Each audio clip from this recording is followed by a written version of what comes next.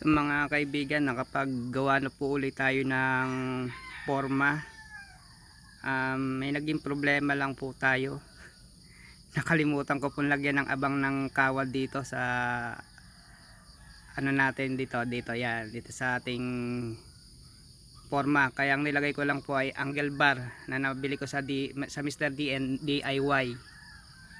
Ayan, subukan po natin kung okay po ang magiging kalabasan niya.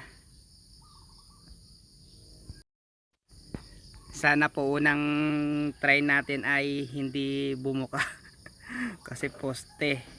Hindi ko na po ito lalagyan ng bracing, ganyan na lang po. Subukan lang natin. Yung ating bubuhusan na natin yan. Yan. Lahat sila. Dalawahan lang, dalawa dito sa gilid, dalawa doon. Tapos dito ganun din. Yan. Mukha naman po matibay, wag lang po sanang bibigay. Ito ganun din. Yan. Niskro ko na lang siya. Drill. Yan, ito bubuhusan natin ngayon. Tapos wala na tayong hollow block, gagawa pa tayo ng hollow block. Ayan, ito yung kanyang bubuhusan ko na lahat ng poste. Bali yung tatlong poste pa rin, ay tatlong forma pa rin ang gagamitin natin. Ngayon tatlong bubuhusan natin, pero itong isa matitira. Kasi ang ating forma lang ay tatlo. Ito naman yung binuhusan natin ng isang araw. Kanina ko lang tinanggal ang forma. Ayan. Ito, buhusan na lang natin. Sa sunod, puro gawa muna ng hollow block, nabusan tayo ng hollow block kasi. Ito na mga kaibigan, may halo na tayo. Wala pa, hindi pa na nahalo pero nakababad na siya. Ang ratio ko nga palang ginawa dito mga kaibigan, 2 kalahating graba, 2 kalahating buhangin. Kasi hindi ko kaya yung masyado marami yung graba, mabilis siyang mabilis kumalat yung tubig. Hindi ko siya kaya kung nag-iisa mga kaibigan, ng hirap. Kaya dinagdagan ko yung buhang, ginawa ang 2 kalahating buhangin, 2 kalahating graba, tapos isang simento. Tapos kailangan natin ito, timba, yung paglalagyan natin ng halo. Tapos 10 mm na pangsiksik natin ng halo. Dito sa bubuhusan natin. Sisimula na tayo mga kaibigan. Yan ang aking haluan. Tayo maglalagay ng halo. 1, 2, 3, come on!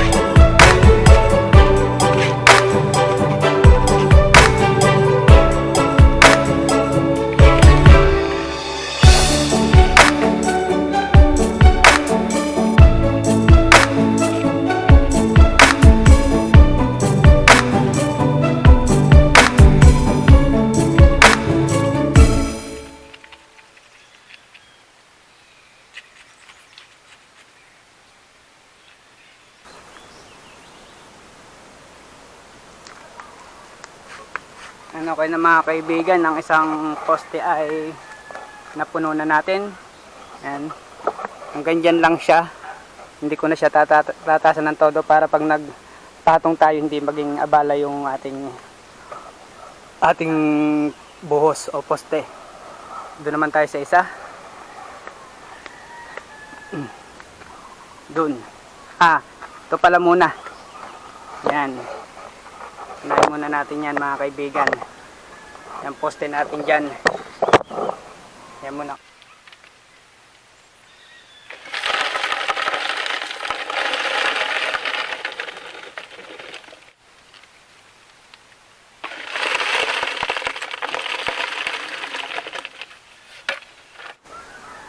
Yan, kung mapapansin nyo mga kaibigan, ang buhos ko pag galing sa kabila, dito naman, tingin ko po kasi mas magpapantay yun kesa sa isang parte ka lang magbubuhos.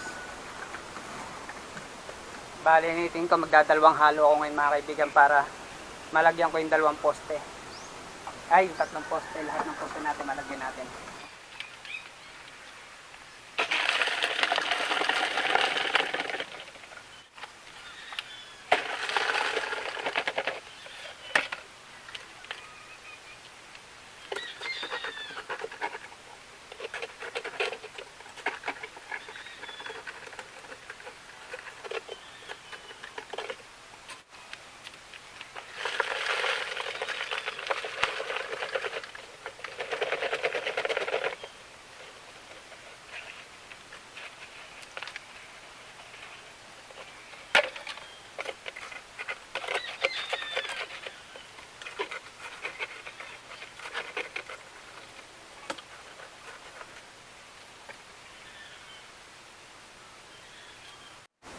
Yan mga kaibigan, kasamang palad,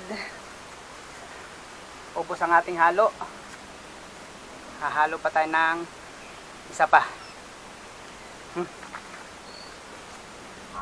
So mga kaibigan, ito yung hindi natin natapos, kalahati lang na buhusan natin. Tapos ito, may halo na ulit tayo. Yan, ito munang lalagyan natin bago natin lagyan yung isang yon. Ito muna. Yan. Ito muna tayo maglalagay ng buhos. Yan. Para ano natin.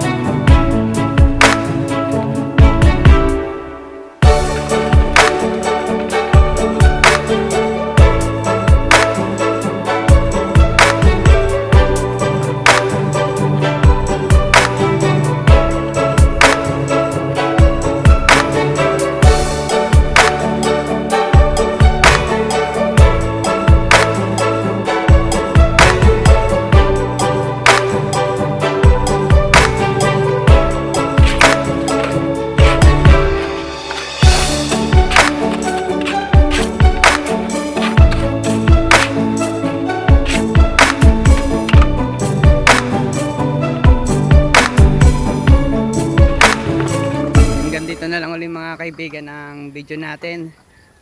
Sa kasamaang palad mga kaibigan, yung isang poste nga pala natin binubusan dito, bumuka.